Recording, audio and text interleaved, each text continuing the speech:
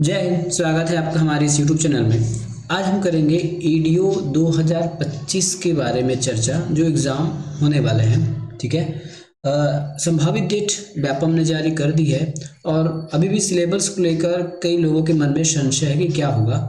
तो मैं ये कहता हूँ, यदि ऐड होना होगा तो जो भारत का जीएस है, मतलब इंडियन जीएस है, वही ऐड होगा। अगर होना होगा तो हम ये करते हैं कि जो हमारे पुराने सिलेबस है उस पर तैयारी कर लेते हैं। ठीक है। पुराने सिलेबस में हमको क्या पढ़ना था? पंचायती राज पढ़ना था, ठीक है, हिंदी पढ़ना था, छत्तीसगढ़ पढ़ना था, ग्रामीण विकास और आजीविका पढ़ना था। उतना हम पढ़ लेते हैं। यदि सिलेबस में बदलाव होता है तो ये सब चीज़ तो रहेंगे ही, इनके नंबर्स कम हो जाएंगे और कुछ एक्स्ट्रा जुड़ जाएगा। तो हम पुराने सिलेबस के हिसाब से तैयारी करते हैं। ठीक है। और ऐसा तैयारी करेंगे जो आपको दिक्कत ना हो। जैसे हम हिंदी स्टार्ट कर सकते हैं, हिंदी के बाद हम पंचायती राज स्टार्ट कर सकते हैं, क्योंकि इसमें टॉपिक नहीं है। ये पंचायती राज अपने आप में स्वयं का एक टॉपिक है और इसी प्रकार हिंदी अपने आप में एक स्वयं का टॉपिक है। ठीक है। तो आज हम स्टार्ट करेंगे ईडीओ 2025 सहायक विस्तार विकास अधिकारी परीक्षा की तैयारी। बहुत सारे कमेंट्स आ रहे थे कि किस प्रकार से वीडियो नहीं आ रही है। तो नहीं आने का कुछ रीज़न था, क्योंकि मैं जॉब वाला हूँ तो मुझे समय नहीं मिलता है वीडियो बनाने का। आप आज के बाद हम अन्य कंटिन्यूअस एक दिन के आड़ में या फिर एक दिन के गैप में या फिर एक दिन हम पंचायती राज करेंगे और एक दिन हिंदी करेंगे। इस प्रकार से हम स्टार्ट करेंगे। ठीक है। तो सीधे सीधे छत्तीसगढ़ पंचायती राज ना पढ़ के हमको क्या पढ़ना है? देखिए, 73वां संविधान संशोधन। ठीक है। तो 73वां संविधान संशोधन के बाद ही छत्तीसगढ़ पंचायती राज आया है। अब देखते हैं 73वां संविधान संशोधन की आवश्यकता क्या पड़ी, कब हुआ, क्यों हुआ, और अनुच्छेद 40 क्या है, छत्तीसगढ़ पंचायती राज की नींव क्या है। और इस नींव के पहले, है ना, इस संविधान संशोधन के पहले कुछ समितियां आई, बलवंत राय, अशोक मेहता, थुंगन समिति, इस प्रकार की जो समितियां हैं, यहाँ से भी प्रश्न बनते हैं। तो हम यह बेसिक से स्टार्ट करते हैं। ठीक है। दूसरी बात, यदि जो लोग नए हैं तो वो जान लीजिए, हम किसी भी कोचिंग्स का बुक फॉलो नहीं करते हैं। जो छत्तीसगढ़ के जो गजट में जो नोटिफाई होता है छत्तीसगढ़ पंचायती राज, वहाँ से आपको पढ़ाया जाएगा बहुत डिटेल में। ठीक है। चलिए स्टार्ट करते हैं यहाँ से क्लास।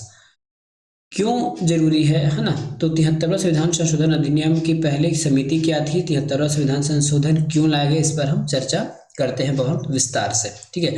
और बहुत सारे लोग पंचायत का जो इतिहास बताते हैं, वहाँ से प्रश्न नहीं आएगा। इतिहास हम यदि जानना होगा तो मैं किसी और वीडियो में बता दूंगा। आज हम ये समझते हैं कि 73वां संविधान संशोधन क्यों लाया गया। चलिए, और इसके पहले समितियाँ क्या थी। तो देखिए, हमारे भारत के जो संविधान है उसमें नीति निर्देशक तत्व लिखे गए अनुच्छेद 40 में, और अनुच्छेद 40 में ही आपके पंचायत हैं। क्या है? अनुच्छेद 40 में ही ग्राम पंचायतों के बारे में चर्चा की गई है। ठीक है।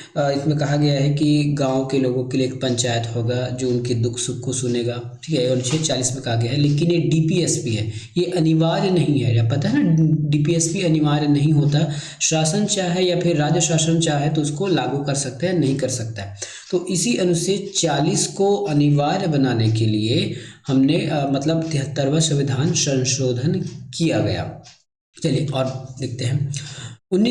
इसी अनुच्छेद 40 के नियमों या फिर इसके आदेशों को पालन करने के लिए 1952 में सामुदायिक विकास कार्यक्रम और 1953 में राष्ट्रीय विस्तार सेवा लागू किया गया, है ना। ये क्या थे? आपके ग्राम पंचायत में मूलभूत कार्यों को के लिए एक योजना के रूप में इनको लाया गया था। अब इन्हीं कार्यक्रम अच्छे से चल रहे हैं कि नहीं चल रहे हैं, गांव वालों को कितना लाभ हुआ, कितना नहीं हुआ, इसी के लिए ना बहुत सारी समितियां बनाई गई। उन्हीं समितियों ने कहा कि भाई, आपने जो 1952 में सामुदायिक विकास कार्यक्रम स्टार्ट किया था, 1953 में जो राष्ट्रीय विस्तार सेवा लागू किया गया था, ये प्रॉपरली नहीं चल रहा है। इसके लिए हमको संविधान में चेंज करना पड़ेगा और पंचायत को अलग से दर्जा देना पड़ेगा। इन्हीं दो कार्यक्रम के लिए समितियों का गठन किया गया कि वो सही था कि नहीं था, या फिर कितना कारगर साबित हुआ। ठीक है। तो चलिए अब हम स्टार्ट करते हैं। बलवंत राय मेहता समिति क्यों बनाया गया? पिछले में बताया ना कि 1952 और 1953 में जो कार्यक्रम स्टार्ट किए गए थे वो जमीनी लेवल पर काम कर रहा है कि नहीं कर रहा है। ठीक है। इनकी छानबीन के लिए बलवंत राय मेहता की समिति गठित की गई। इसमें बलवंत राय मेहता अध्यक्ष थे और बाकी कुछ लोग थे। इनकी जो समिति का गठित किया गया तो 1957 में। सीधा आपको पहला प्रश्न यही से बनेगा कि बलवंत राय मेहता समिति का गठन का वर्ष बताइए, सही जोड़ी में पूछा जाएगा या फिर कूट वाले प्रश्न में पूछा गया। ठीक है, अब ये जो बलवंत राय मेहता समिति वो गांव गांव गली गली गए और अपना रिपोर्ट तैयार किया, और रिपोर्ट तैयार क्या किए देखिए आगे। 1952 में सामुदायिक विकास कार्यक्रम एवं 1953 में राष्ट्रीय विस्तार सेवा को बेहद ढंग से लागू हेतु सुझाव के लिए इसको गठन किया गया था। ठीक है, तो अब उसके बाद क्या हुआ, इसको जनवरी 1957 में गठन किया गया था और नवंबर 1957 में इन्होंने अपना रिपोर्ट सौंपा। अब रिपोर्ट में क्या लिखा देखिए, मतलब क्या हुआ, एक कार्यक्रम बना, जैसे आप ही को बोलते हैं कि कार्यक्रम बना गया है। अब जाके वहाँ देखो कि वो प्रॉपर काम कर रहे हैं कि नहीं कर रहे हैं, लोगों को फायदा मिल रहा है कि नहीं मिल रहा है। इसी प्रकार बलवंत राय मेहता जी गए उनके अपने समितियों को लेकर और गांव गांव जाके देखे कि 1952 में जो सामुदायिक विकास कार्यक्रम था, 1953 में जो राष्ट्रीय विस्तार था, वो किस प्रकार से लागू हो रहा था और इसमें क्या चेंजेस की आवश्यकता थी। अब इनकी सिफारिशें सुनिए, जैसे ये गाँव से आए, देख मिल गए, अब सिफारिशें करना शुरू किए, मतलब अपना रिपोर्ट दिए। लोकतांत्रिक विकेंद्रीकरण, जिसे बाद में पंचायती राज कहा गया, उन्होंने कहा कि हमको लोकतांत्रिक विकेंद्रीकरण की आवश्यकता है, जिसको पंचायती राज के नाम से जाना गया। ये उनकी सिफारिश थी। 3 स्तर की पंचायत की संरचना की उन्होंने मांग किया था। ग्राम के लिए ग्राम पंचायत, ब्लॉक मतलब जनपद के लिए जनपद समिति और जिला में जिला परिषद। ठीक है, जिला में जिला परिषद की इन्होंने एक सिफारिश की कि ऐसा होना चाहिए जिससे लोगों को फायदा हो। ठीक है, और जिले परिषद का अध्यक्ष कौन होगा, जिला अधिकारी को होना चाहिए, इन्होंने ऐसा कहा। मतलब जिला अधिकारी जो भी आप मान लेते जो बड़े बड़े पद में है, कलेक्टर को ही मान लीजिए, है ना, तो उनको जिला से होना चाहिए, इन्होंने ऐसा एक अपना रिपोर्ट सौंपा। ग्राम स्तर पर प्रत्यक्ष चुनाव अन्य 2 के लिए चुने सदस्य। ठीक है, जैसे ग्राम पंचायत होते हैं, मतलब ग्राम पंचायत कहने का मतलब हो गया जो गांव वाले हैं, उसमें सरपंच का चुनाव प्रत्यक्ष होना चाहिए। अन्य 2 मतलब जनपद के लिए, जनपद और जिला के लिए जो लोग चुन के जाएंगे ना सदस्य, वो लोग उन सदस्य को चुनेंगे, ऐसा इनका मानना। अब जो अभी भी हो रहा है ना, सरपंच डायरेक्ट चुना जाता है और जनपद और जिले के जो अध्यक्ष हैं, जनपद पंचायत और जिला पंचायत के जो अध्यक्ष हैं, वो अपने में ही से ही सदस्य लोग चुनते हैं, वो इसमें कहा गया। ठीक है, शक्ति और उत्तरदायी का वास्तविक स्थानांतरण होना चाहिए। चलिए, संस्था को पर्याप्त स्रोत मिले, संस्था मतलब जनपद पंचायत, जिला पंचायत और ग्राम पंचायत को पर्याप्त पैसा, पर्याप्त स्रोत मिले जिससे वो विकास कर सके। तो बलवंत राय मेहता समिति की इतनी सारी सरकार के को सिफारिशें की गई कि एक पंचायत होना चाहिए। चलिए, अब समिति के सिफारिशों को, मतलब हमारे बलवंत राय मेहता की समिति को सिफारिश पर राष्ट्रीय विकास परिषद द्वारा, ठीक है, राष्ट्रीय विकास परिषद द्वारा जनवरी 1958 में मान लिया गया। देखिए, अभी तक माना गया है कि पंचायत बनाएंगे, लेकिन अभी तक संविधान संशोधन नहीं किया गया है, याद रखिएगा, है ना, संविधान संशोधन नहीं किया गया है। राज्यों का सिफारिशों के अनुरूप पंचायत चलाने हेतु निर्देशित कर दिया गया। किसके द्वारा, राष्ट्रीय विकास परिषद द्वारा राज्यों को की कहा कि बलवंत राय मेहता समिति ने हमको ये रिपोर्ट दी है, आप अपने अपने राज्यों में इस पंचायतों को संचालन करें। तो अभी भी संविधान संशोधन नहीं हुआ है, केवल आदेश दिया गया है पंचायत स्टेट को कि आप अपने ग्राम में, जनपद में, जिला में पंचायतों को संचालन करना शुरू करें। 2 अक्टूबर 1900 के बाद प्रश्न के बार आ गया है ना, 2 अक्टूबर 1959 को राजस्थान के नागौर जिले में पंडित नेहरू द्वारा देश में पहला पंचायती राज का नींव रखा गया। कई बार हमको ऐसा लगता है कि यहाँ पहला पंचायत बनाया गया तो हो सकता है संविधान संशोधन के बाद बनाया गया, ऐसा नहीं है। ठीक है, बलवंत राय मेहता की समिति के सिफारिशों के आधार पर पंडित नेहरू के द्वारा देश में पहले पंचायती राज का नींव रखा गया। कहाँ पे, अगर नागौर जिले में, राजस्थान के नागौर जिले में। इसके बाद आंध्र प्रदेश में ये 1959 को लागू हुआ। 1960 तक सभी राज्यों में लागू हो गया, परंतु कहीं 2 स्तर था, कहीं 3 स्तर था, कहीं 4 स्तर था, क्योंकि अभी तक संविधान संशोधन हुआ नहीं है ना, प्रॉपर नियम गाइडलाइंस बनाए नहीं है, है ना। जब कोई चीज़ कानून बनता है तो उसमें प्रॉपर, उसमें सभी स्टेट के लिए एक नियम जारी हो जाते हैं, जैसे हमारा संविधान है ना, संविधान है सभी स्टेट के लिए, ऐसा तो नहीं है कि केवल छत्तीसगढ़ के लिए या फिर बंगाल के लिए। तो संविधान अब तक बना नहीं, इसलिए किसी राज्यों ने माना जरूर कि पंचायत बना दिया, लेकिन किन्हीं राज्यों में 2 स्तर था, किन्हीं में 3 तो किन्हीं में 4 स्तर था, एकरूपता नहीं थी। कार्यकाल संगठन एक समान नहीं था, किसी का 2 वर्ष, किसी का 1 साल, कोई नियम कानून था ही नहीं, जो जैसा मन लगा, जिस स्टेट को, जिस मुख्यमंत्री को, जिस शासन को जैसा लगा वैसा उन्होंने कार्य किया।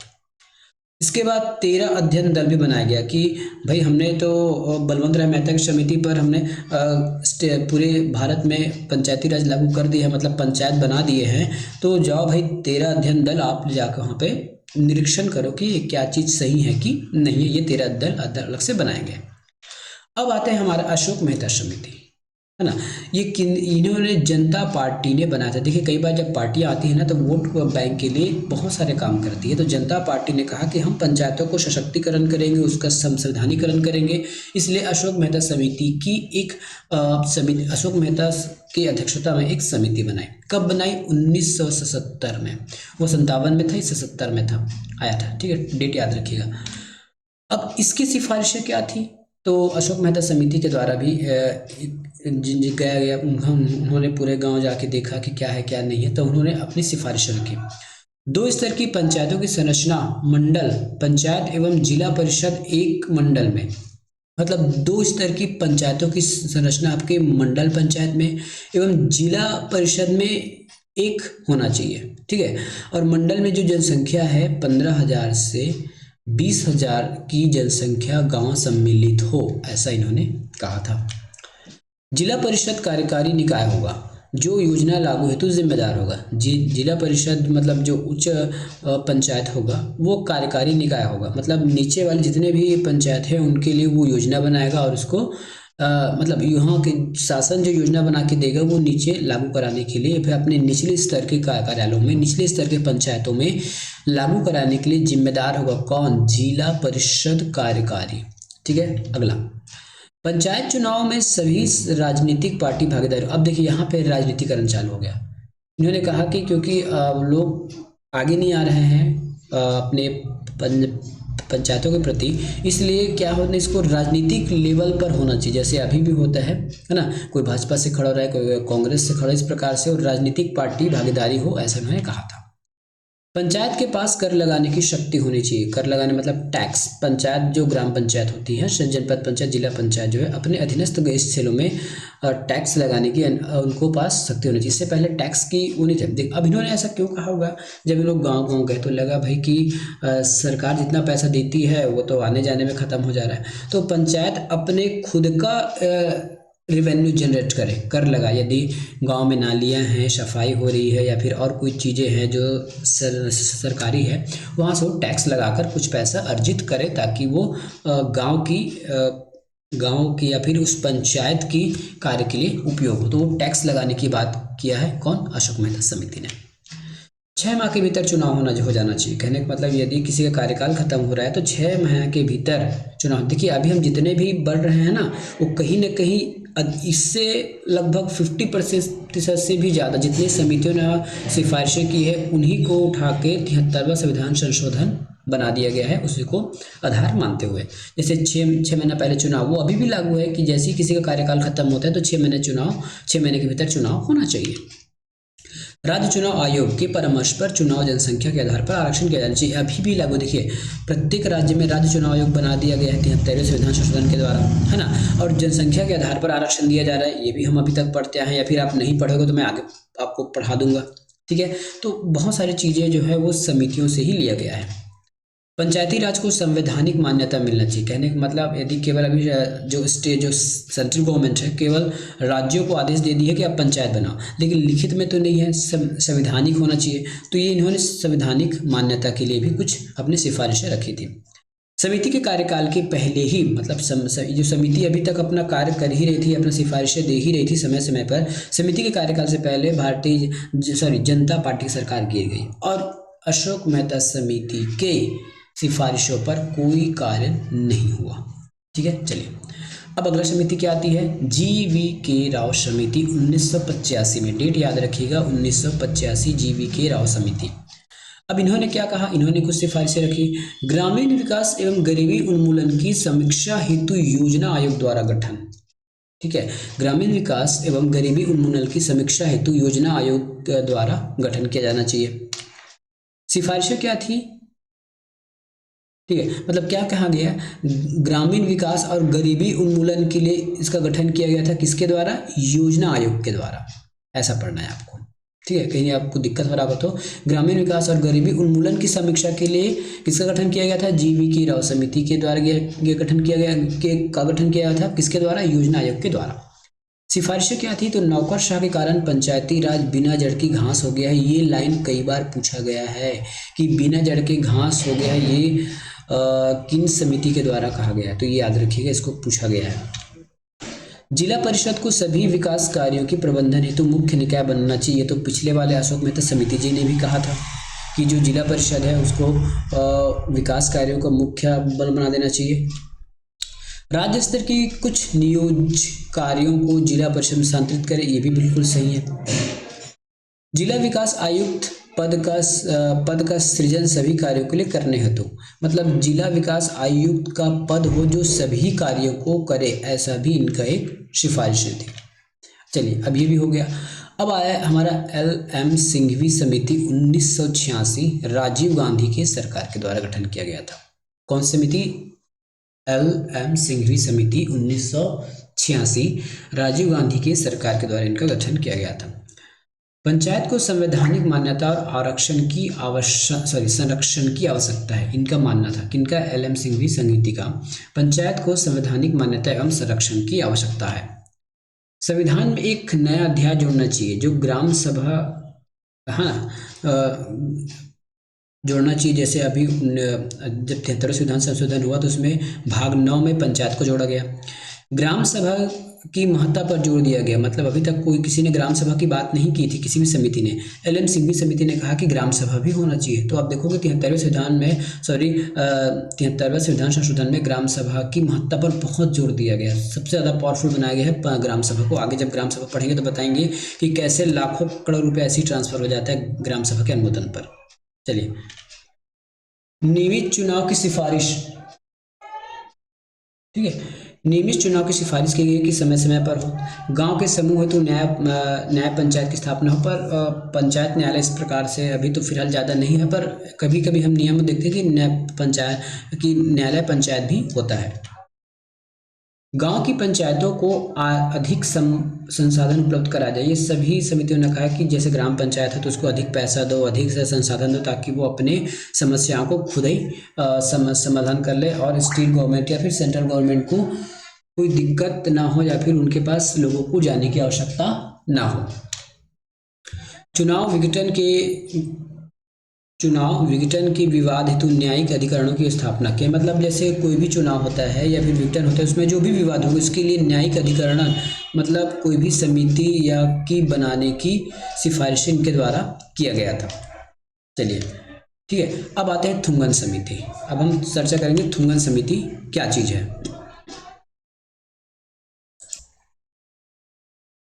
अब देखते हैं कि थुंगन समिति जो 1988 में आई थी, संसद की सलाहकार समिति की उपसमिति के रूप में आया था। ठीक है, थुंगन समिति जो है 1988 में संसद की सलाहकार समिति की उपसमिति के रूप में उभर के आया था। इनकी मान्यता क्या थी, या फिर इनके सिफारिशें क्या थी कि संवैधानिक मान्यता होना चाहिए, किसको, पंचायत को संवैधानिक मान्यता मिलना चाहिए। कार्यकाल 5 साल का हो, तो देखिए अभी जितने भी पंचायत उनका कार्यकाल 5 साल होता है। ठीक है, तो मैंने कहा कि जो 73वां संविधान संशोधन है ना, वो सभी समितियों से कुछ कुछ लेकर पूरा संविधान संशोधन बनाया गया, अपने से सरकार कुछ नहीं बनाती। पंचायत 3 स्तर का होना चाहिए, जिला है ना, पंचायत 3 स्तर का हो, ग्राम, जनपद और जिला, और जिला परिषद मुख्य निकाय होना चाहिए, ये बहुत सारी समितियों ने कहा है। पंचायत की अवधि खत्म 6 माह तक, पंचायत की अवधि अधिकतम 6 माह तक, क्या बोले, पंचायत की अवधि अधिकतम 6 माह तक। ठीक है, मतलब पंचायत के जितना भी अधिकतम माह होगा उसको 6 माह में इसको चुनाव करा लेना है। ये चुनाव के बात किया गया था ना कि 6 माह में इनका चुनाव हो जाना चाहिए लास्ट के। जनसंख्या के आधार पर आरक्षण होना चाहिए, जितनी ज़्यादा जनसंख्या उसको उसके हिसाब से आरक्षण मिलना चाहिए। राज्य वित्त आयोग का गठन थुंगन समिति के द्वारा किया गया है, और हर स्टेट में राज्य वित्त आयोग होता है। महिला को आरक्षण मिले, अभी भी हमारे यहाँ महिला को आरक्षण दिया जाता है, और संविधान में भी लिखा गया है। जिला परिषद का मुख्य कार्यकारी अधिकारी कलेक्टर होगा।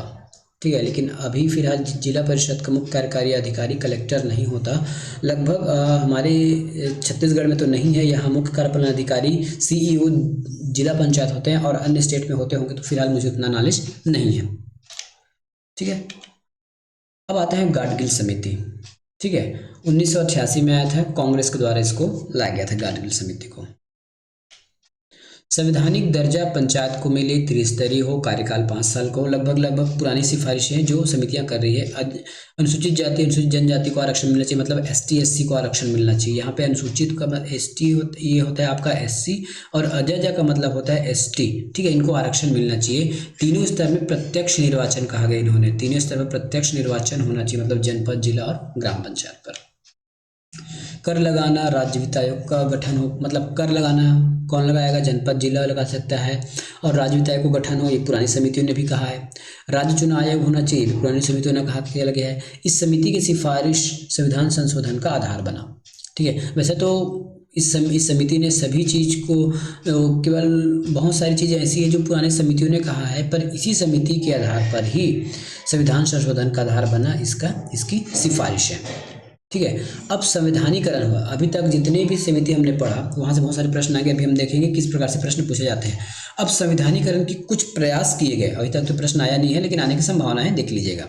ठीक है, अभी तक ये सब प्रश्न आए नहीं है। तो संवैधानिकरण का प्रयास कौन किया था, तो राजीव गांधी की सरकार में हुआ था। LM सिंघवी समिति के उपरांत, ठीक है, अनुशंसाओं की प्रतिक्रिया राजीव गांधी सरकार ने पंचायती राज संस्थाओं के संवैधानिकरण और उन्हें ज्यादा शक्तिशाली और व्यापक बनाने हेतु जुलाई 1989 में 64वां संविधान संशोधन विधेयक लोकसभा में पेश किया। और यद्यपि जो अगस्त 1989 में लोकसभा ने यह विधेयक पारित किया, किंतु राज्यसभा पे पारित नहीं हो पाया, इसलिए पंचायत का संविधानीकरण नहीं हो पाया। मतलब ये नहीं किसी ने स्टार्ट नहीं किया, है ना। तो कांग्रेस ने भी एक बार इसको कोशिश किया लाने का।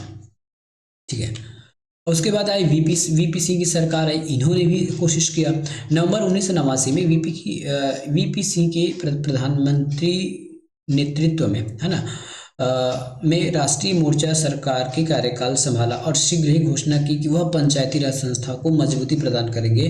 जून 1990 में पंचायती राज संस्थाओं के मजबूत करने संबंधी मामले पर विचार के लिए VP सिंह की अध्यक्षता में, है ना, राज्यों के मुख्यमंत्री का 2 दिन का सम्मेलन हुआ। अब जो VP सिंह की जो सरकार है, उन्होंने भी कोशिश किया कि पंचायती राज को संवैधानिक दर्जा मिले। इसके लिए उन्होंने 2 दिन का सम्मेलन रखा मुख्यमंत्री के साथ। सम्मेलन में एक नए संविधान संशोधन विधेयक को पेश करने का प्रस्ताव को मंजूरी दे दी गई। परिणाम स्वरूप सितंबर 1990 में लोकसभा में एक संविधान संशोधन विधेयक प्रस्तुत किया गया, लेकिन सरकार गिर गई किसकी, VP सिंह की, और ये भी नहीं कर पाए पंचायत का संवैधानीकरण। ठीक है, 2 फेल हो गए। अब आते हैं नरसिम्हा राव की सरकार को। PV नरसिम्हा राव के प्रधानमंत्रित्व में कांग्रेस सरकार ने एक बार फिर पंचायती राज के संवैधानीकरण के मामले पर विचार किया। पहले कब किया था, राजीव गांधी के समय। इसने प्रारंभ के विवादास्पद प्रावधानों को हटा, कुछ विवादास्पद प्रावधान रहे होंगे, इसलिए उस समय पास नहीं हो पाया, तो उसको हटा दिया गया। ठीक है, और सितंबर 1991 में लोकसभा में एक संविधान संशोधन विधेयक प्रस्तुत किया गया। अंततः यह विधेयक 73वें संविधान संशोधन अधिनियम 1992 के रूप में पारित हुआ और 24 अप्रैल 1993 को प्रभाव हो गया। इससे आपने क्या सीखा, यदि क्वेश्चन पूछ दिया जाता है कि पंचायती राज का संवैधानीकरण किसके शासन या फिर किसके कार्यकाल में हुआ, तो आपको देखना है ना, कांग्रेस सरकार के कार्यकाल में आया था।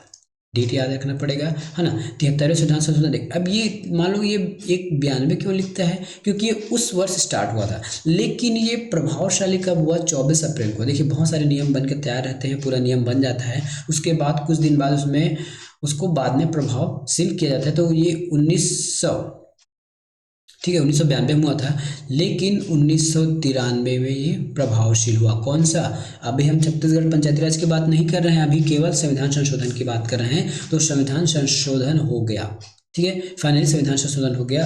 अब हम 73वां संविधान संशोधन के बारे में पढ़ेंगे अगले वीडियो में। फिलहाल इस वीडियो में यहीं तक रुकेंगे, या फिर आने वाले प्रश्नों को बड़ी चर्चा करेंगे कि इस प्रकार से समितियां आई और गई। ठीक है। तो ये आज का हमारा स्टार्टिंग वीडियो था, आपको कैसा लगा ज़रूर बताइएगा। इसके बारे में जो प्रश्न है हम उसको अगले वीडियो में करेंगे, ठीक है। पंचायती राज को इतना डिटेल से पढ़ेंगे जितना आप कभी पढ़े नहीं होंगे। दूसरी बात, हम किसी भी कोचिंग का बुक फॉलो नहीं करेंगे, याद रखिएगा। जो गवर्नमेंट का बुक होता है बड़ा मोटा सा होता है ना, और रामायण से भी मोटा होता है, उस बुक से हम आपको पढ़ाएंगे और अपडेटेड पढ़ाएंगे, ठीक है। यदि आप पंचायती राज अच्छे से पढ़ना चाहते हैं तो ज़रूर वीडियो को लाइक कीजिए और चैनल को सब्सक्राइब कीजिए। और ये पूरा सेशन आपको पूरा फ्री में प्रोवाइड किया जाएगा, किसी प्रकार का कोई शुल्क नहीं है। लाइक करने का मन है तो लाइक कीजिए, कमेंट करने का मन है तो कमेंट कीजिए, ठीक है। लेकिन पढ़िए ज़रूर, क्योंकि एग्ज़ाम बहुत कम होते हैं और आपको जॉब ज़रूरी है। मिलेंगे नेक्स्ट वीडियो में, धन्यवाद।